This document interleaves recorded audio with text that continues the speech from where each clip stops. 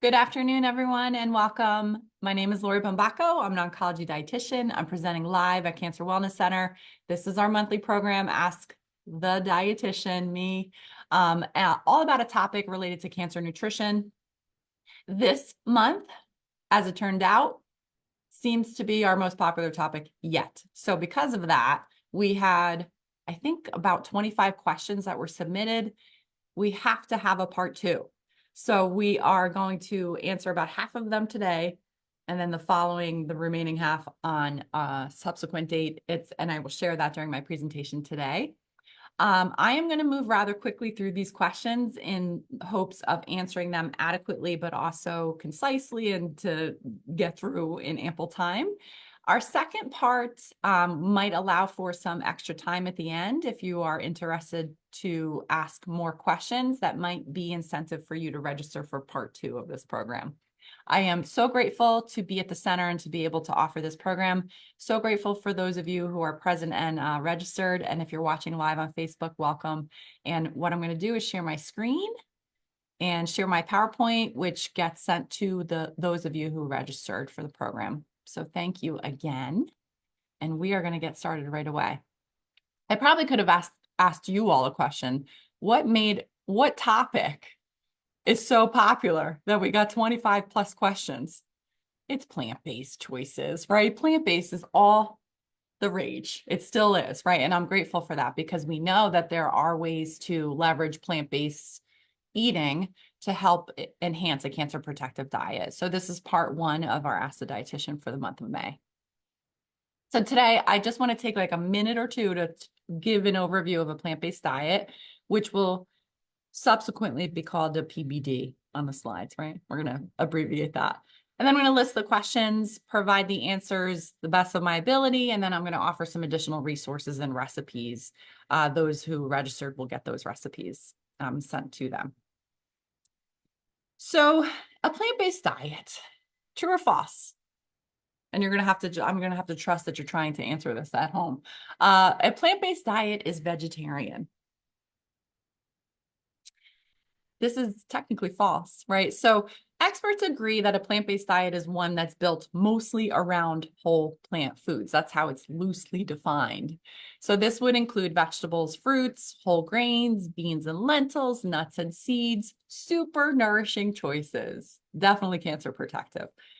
However, it can also include smaller amounts of dairy, meat, fish, and poultry. The reason why those can be included is because they are also nourishing and they provide our bodies with essential nutrients and also potentially some cancer protective compounds.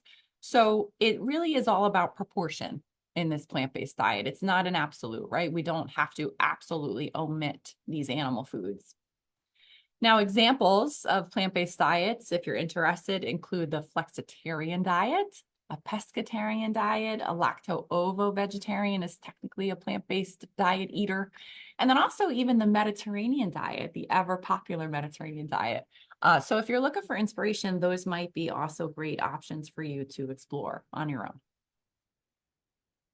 So what makes this plant-based diet so special? Well, it provides us with, I would argue, the maximum amount of vitamins, minerals, fiber, antioxidants, and these cancer-fighting compounds called phytochemicals in those foods, right? If we're eating most of those foods most of the time, we're getting the most amount of these precious compounds. But it's also relatively lower in calories, which may be relevant for some of us who are trying to manage our weight and maybe a weight-related cancer. So that is also an important concept to understand.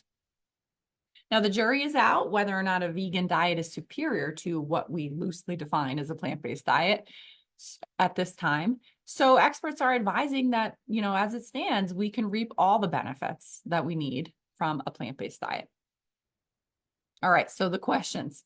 Here was the hardest part for me. Which questions to answer in part one versus part two? So let's see whose questions made the list. I tried to make it a pretty diverse list of questions. All right, so I had to, of course, start with what are the health benefits of a plant-based diet? Next, how do I get started to go vegetarian? I think this is a great question. What are some good protein sources? I used to hear about complete protein, so having to mix a grain with a vegetable in order to get a complete protein. How much protein do I need per day? How do I find the most nutrient dense plant-based proteins? Another great question. I hear that soy-based products can be a health hazard, true or false? We're going to get to the bottom of that one. I'm concerned for sodium content. I really appreciate that question. In our plant-based alternatives, are they high in sodium? We're going to explore that today. What is the best choice of the not so healthy processed plant-based products? Interesting question. Which veggies are better to eat raw and which ones better for us processed? I don't know if I answered this one as well as I wanted to, but we'll see what happens. All right, next, is soy safe? Are mushrooms safe for estrogen positive cancers? I understand dandelion greens are good for us, which I add to salads. What else can I do with them? How do we or you get enough protein and not chop vegetables all day long or eat legumes twice a day? That is a funny question. Do you have any recipes for low-calorie plant-based desserts? I sure do. And is there a website for using herbs? I grow them every year, then end up cutting them down in the fall without having used them at all. I don't know how to use them. I love their smell. And lastly, is there a good book on the subject? Yes, I think there is. I'm going to share all that. Okay, so let's get to the first question. What are the health benefits of a plant-based diet? There's more than one. All right, so here's what we understand from the evidence, not just one little research study here and there, the evidence. So the totality of all of the research studies are really supporting this plant-based approach because it has been shown to reduce high blood pressure, heart disease, metabolic syndrome, diabetes, certain cancers, depression, and even frailty. At the same time, it increases mental and physical function as well as longevity. So very exciting, right? Now, here's the thing. Not any plant-based diet will do.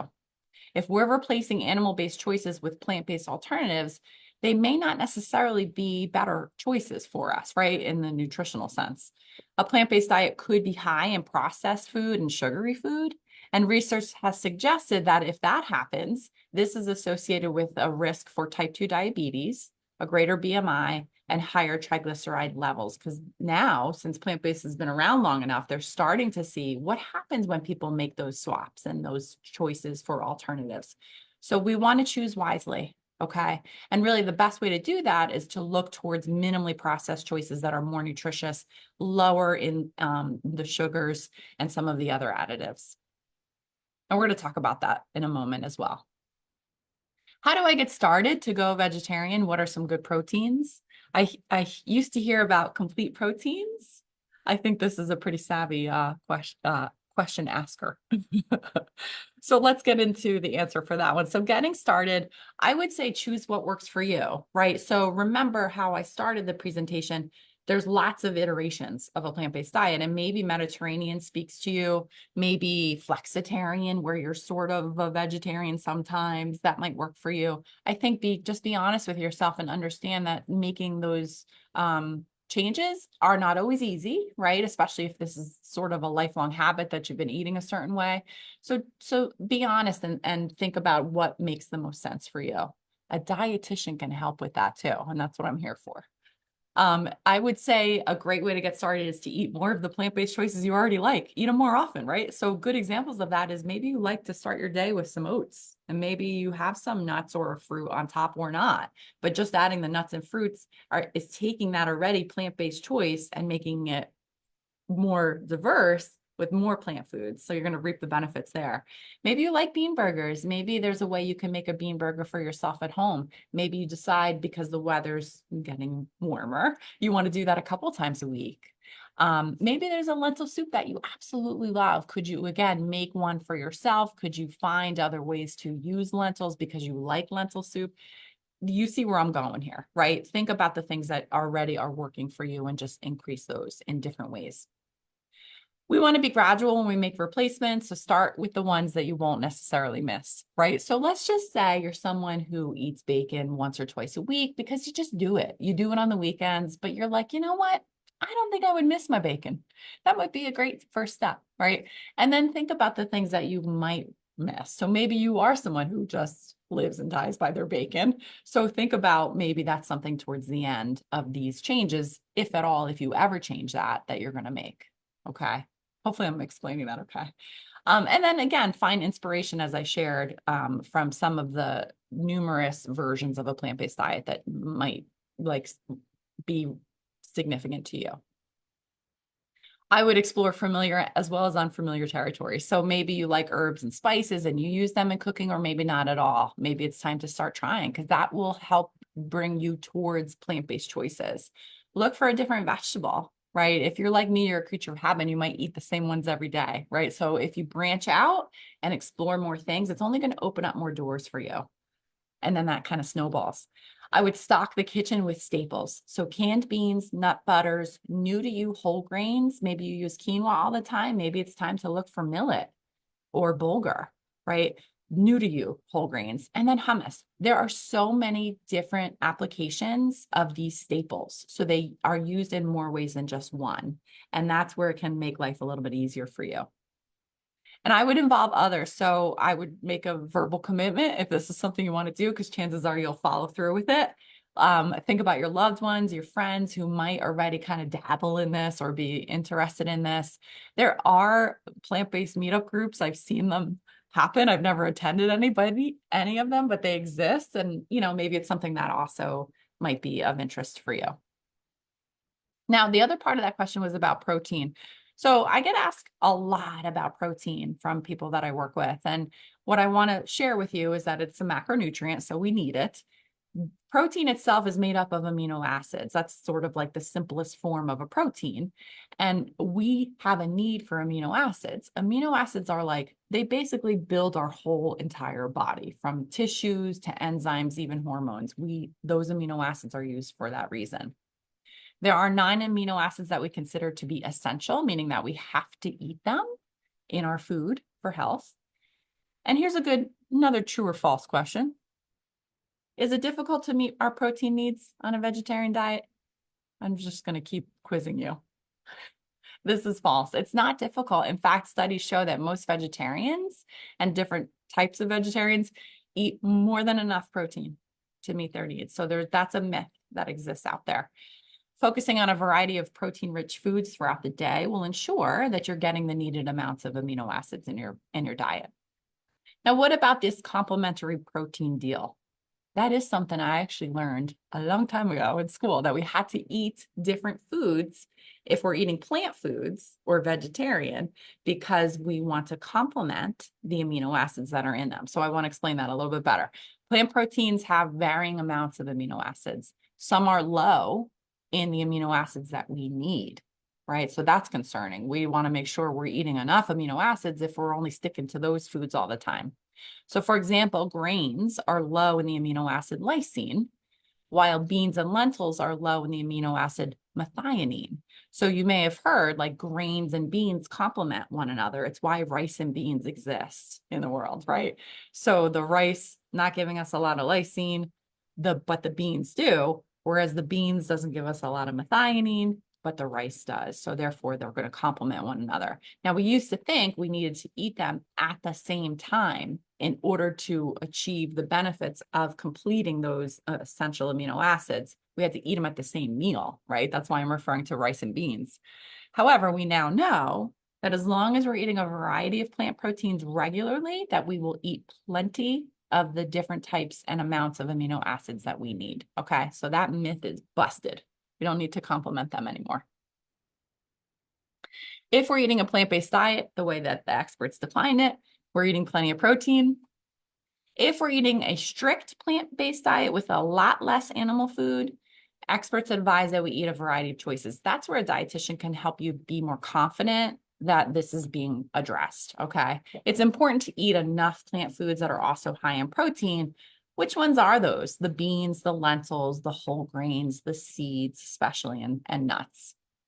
The best approach is to choose from many choices in these groups, right? So aim for a variety of choices. Then you're definitely getting the most nutrient-dense diet, but you're also making sure you're getting enough of those amino acids too. So a good example is with beans and lentils, having black beans in a burrito for breakfast, chickpeas for lunch, red lentils in a curry. You're getting diversity there, and that's really important to do when we're eating a plant-based diet. All right, moving on to the next. How much protein do I need per day? How do I find the most nutrient-dense plant-based proteins? So what we advise for protein, we actually calculate it, right? So this could be determined in a consult with a dietitian. He or she could give you a number, but you could also do it yourself. And I'm going to give you that right now. So we essentially aim for about 1 to 1.2 grams of protein per kilogram of body weight per day. That's generally what's recommended for individuals. Sometimes if someone has a kidney disease or an issue with their kidneys, they might be advised to have a little less than that number. So if that is in your medical history, you might just want to clarify that with your healthcare team. Do you need to have a protein restriction or not? So let's do the math then, okay? So each kilogram is the equivalent of 2.2 pounds. So if someone were to weigh 150 pounds, that's the equivalent of 68 kilograms. So if we do the math, 68 kilograms times 1.2, that's 80 grams of protein throughout the day. We want to spread that throughout the day. We don't want to just eat that in one lump amount for dinner. Okay. It would be hard to do, but I've seen it close to being done. But we want to spread out the love in terms of our protein, because that's going to help maintain our muscle when we saturate the protein in our muscles throughout the day. So eating both beans and lentils as well as whole grains during the day, as I just discussed during the complementary protein question, is a way to accomplish this. Now, what are nutrient-dense plant proteins? What do we even mean by nutrient-dense? Just a quick reminder. It's a high concentration of vitamins, minerals, antioxidants, phytochemicals, and fiber in that choice while having a relatively low amount of calories. There's no room for calories because it's so full of all those other great nutrients. So my reflex is to say that we're going to go minimally processed, right? Because when we process foods along the spectrum, the higher the processing, the more likely we are to lose those nutrients, right? And along the way, we might pick up or accumulate some of the extras that we might not necessarily want, like extra sugars, extra salt, extra unhealthy fats. So keeping on the minimally processed side of the spectrum is best for this.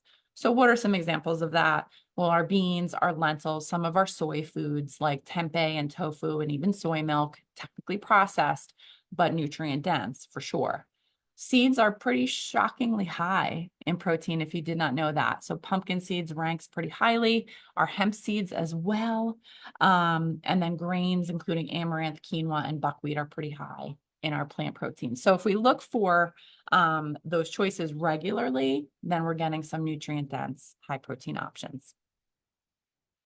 Next question. This is one of my favorites. I hear that soy-based products can be a health hazard. True or false? So is it safe to eat soy? True or false? Some of you may know, if you've worked with me or if you've attended other programs, it is absolutely safe to eat soy. So soybeans and soy products contain the greatest amount of isoflavones in our diet. What are isoflavones? Isoflavones are plant estrogen. So it's like sort of like the plant version of human estrogen, right? However, they're not the same, right? So knowing that is very important for any health-related condition. Isoflavones, when we eat them, they bind to receptors in our body that we call the beta receptors.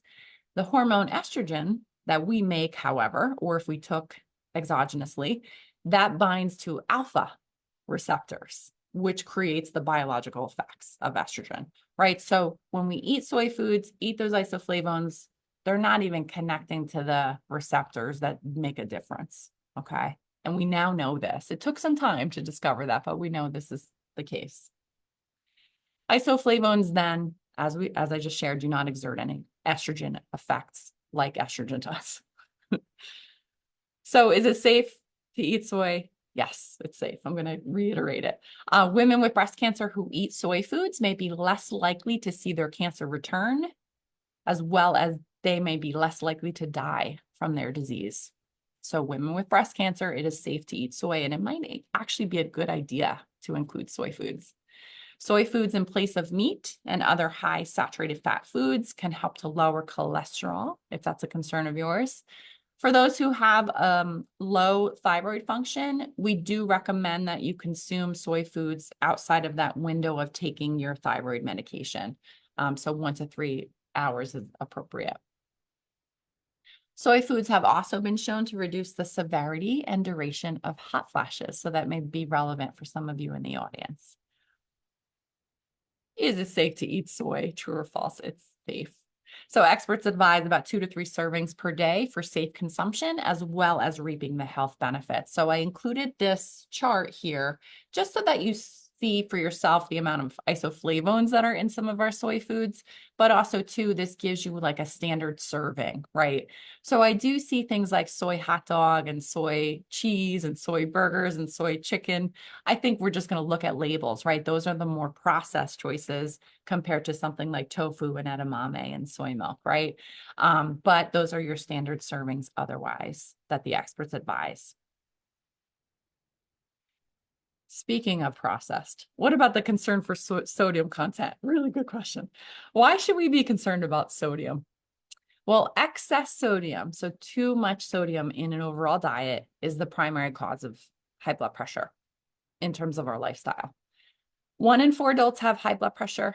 That's a lot, right? And it's high blood pressure is the primary cause of cardiovascular disease and stroke. 1 in 3 adults also has pre-hypertension, which sometimes goes undiagnosed. So maybe if anything, I called attention to that today in my presentation. 1 in 3 adults. That's another pretty shocking number.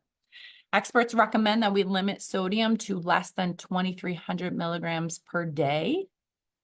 If you were to guess how much Americans eat in milligrams, what would you guess?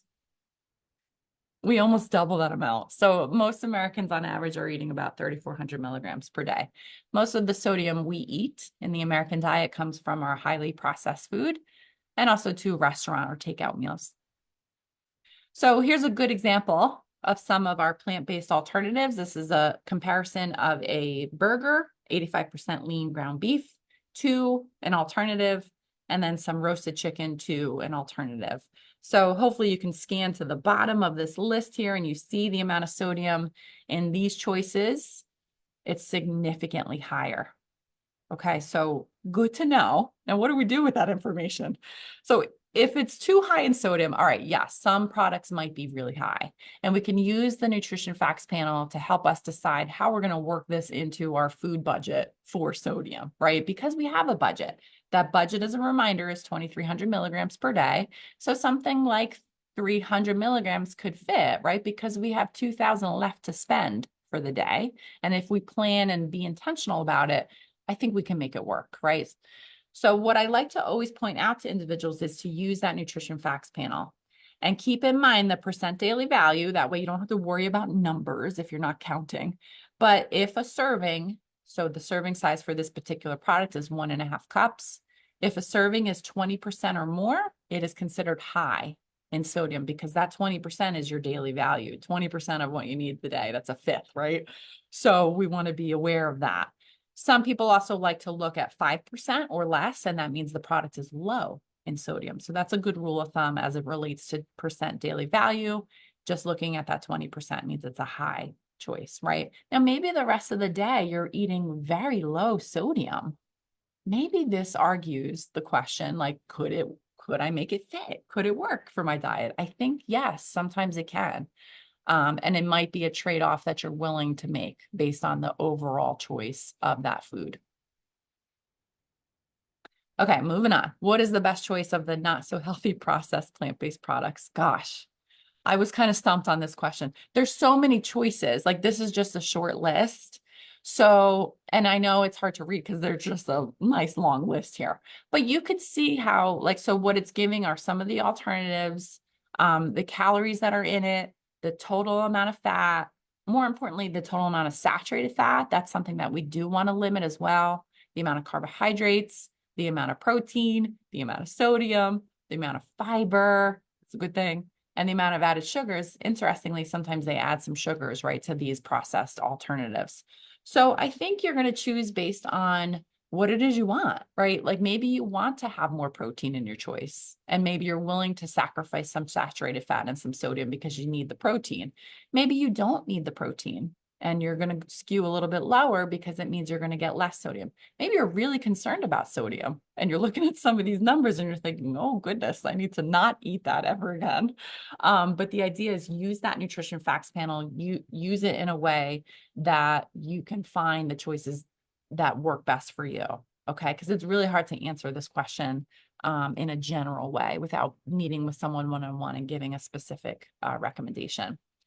So the best choice, here's the thing, I think all choices can be part of a healthy diet as long as we're balancing them in a nourishing way.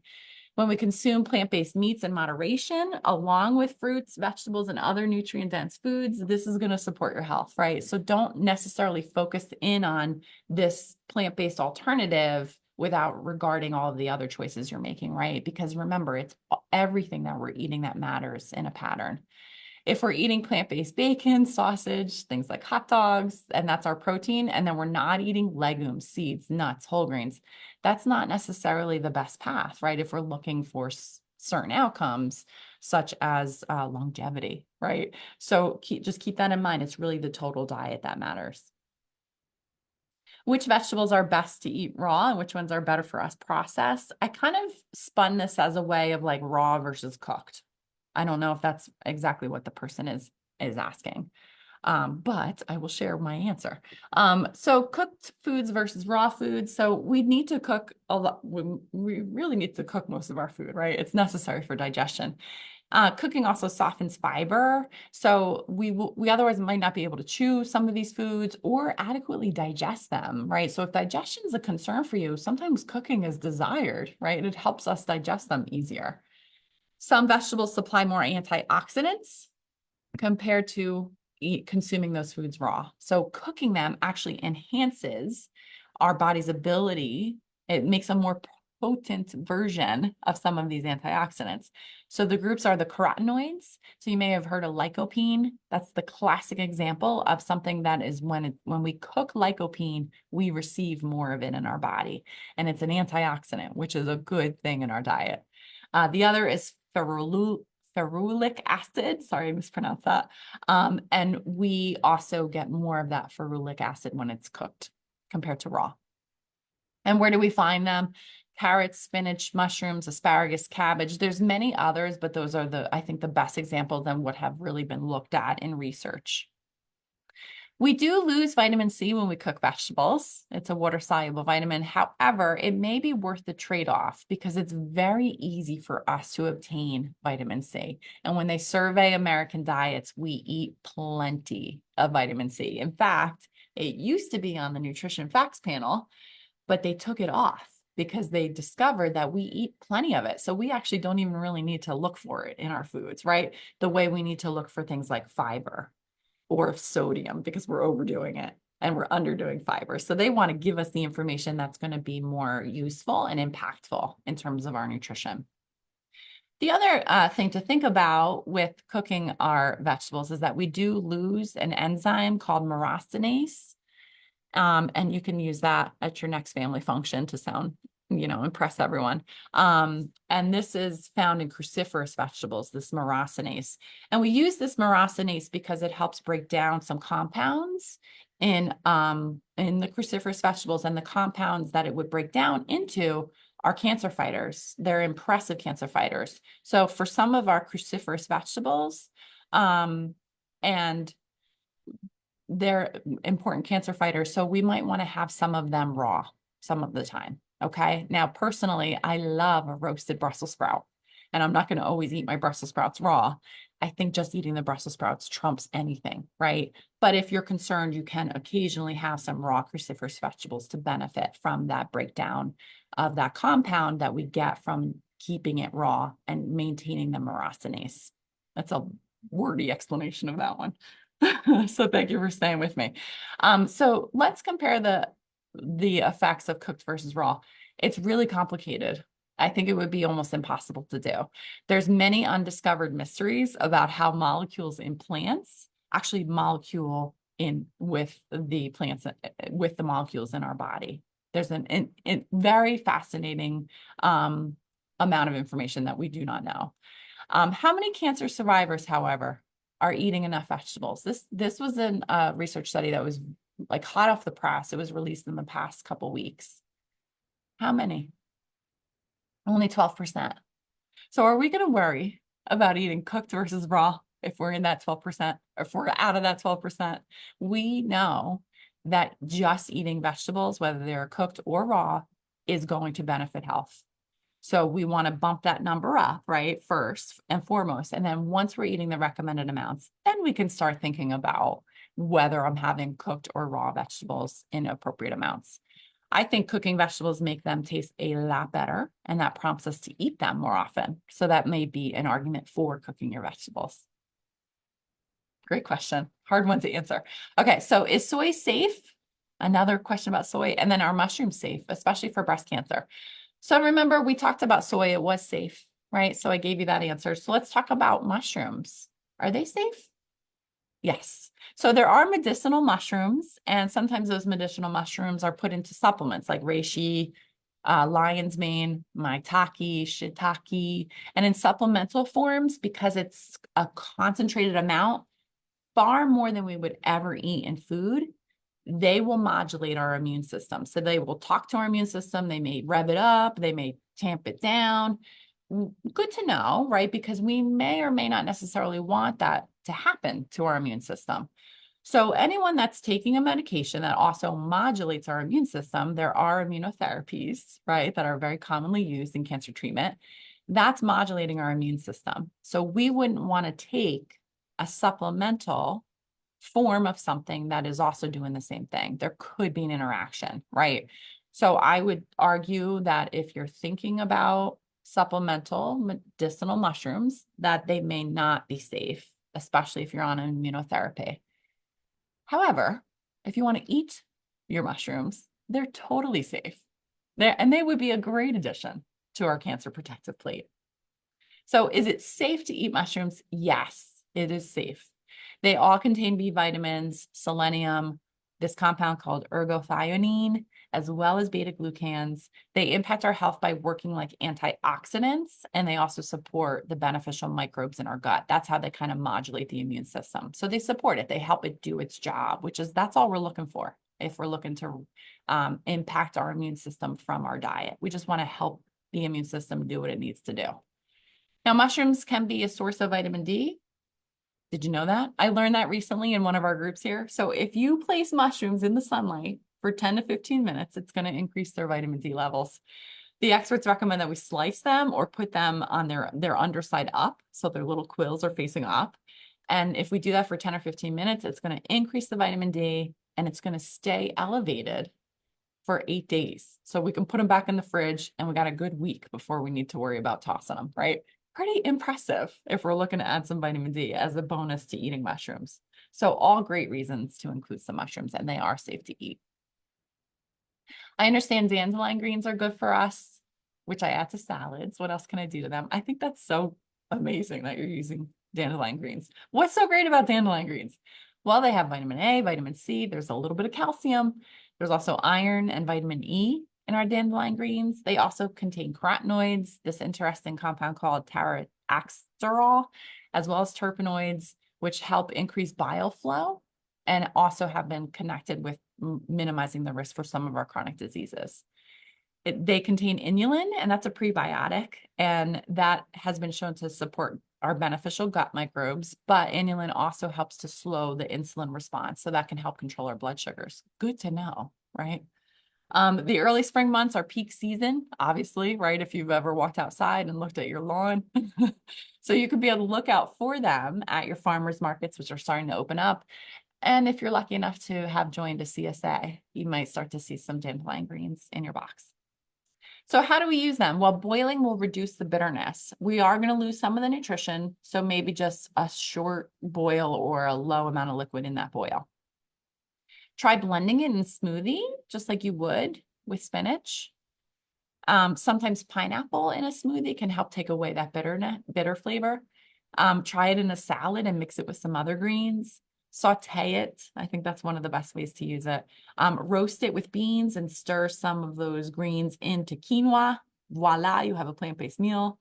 And you can add more nutrition by cooking it and adding it to soups and stews, right?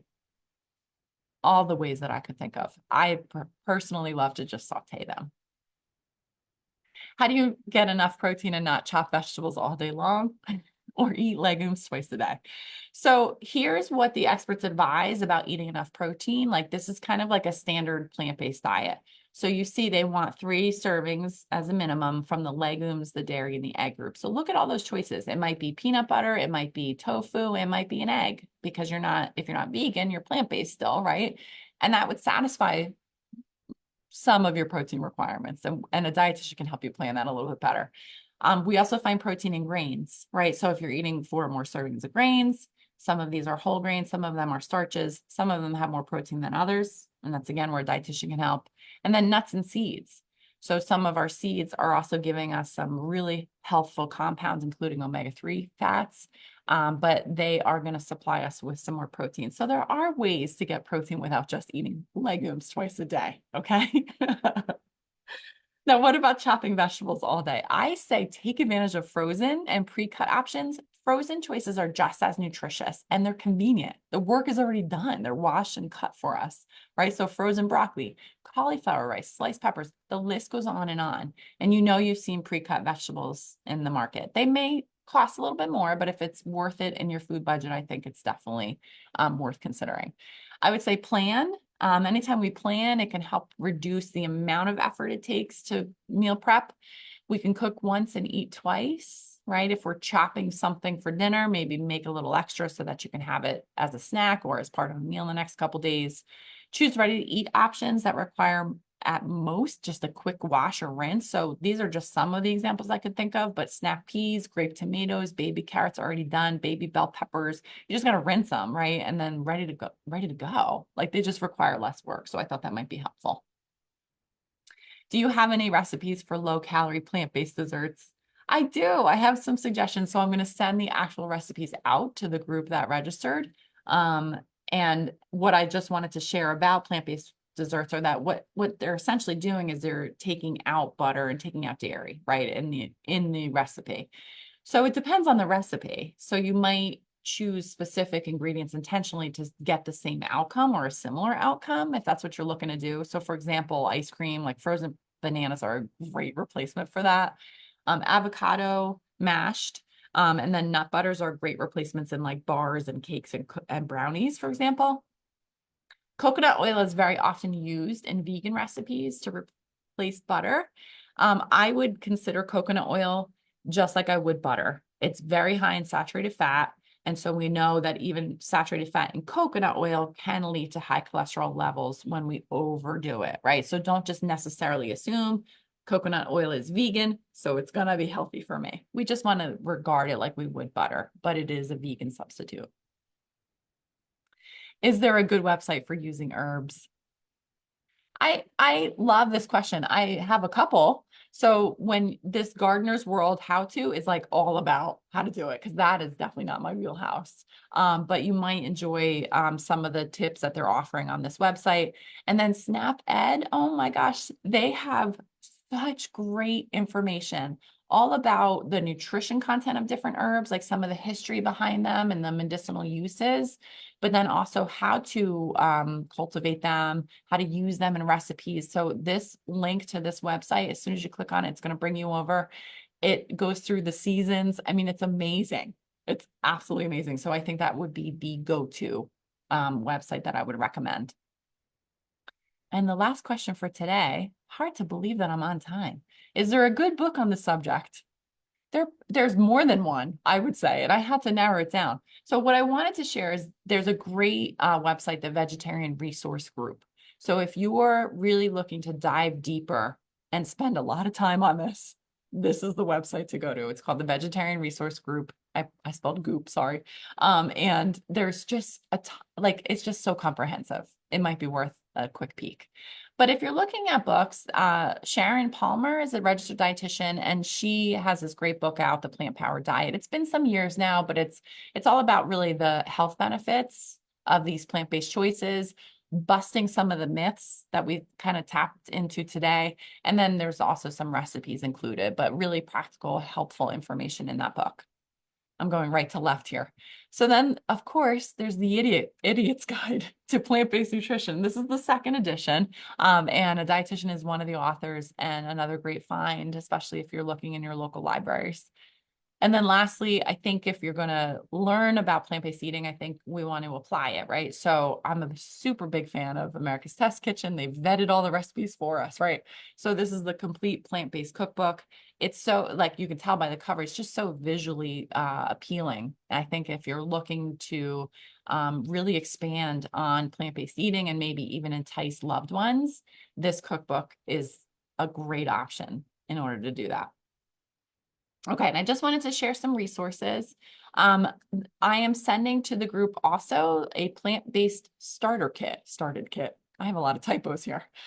So it's a PDF. It's like maybe 15 pages, but it goes through a nice overview of getting started on a plant-based diet. So I'm going to send that to you, okay?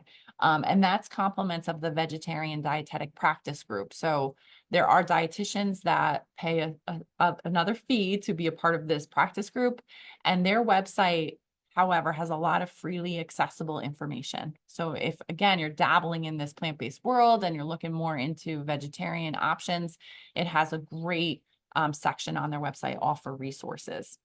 And then Old Ways has this wonderful, it's a wonderful campaign. It's a nonprofit. They have a website that has lots of different traditional diets.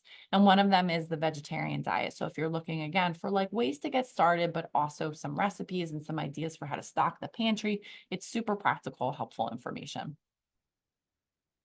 And so with that, I want to conclude part one of this month's Ask the Dietitian.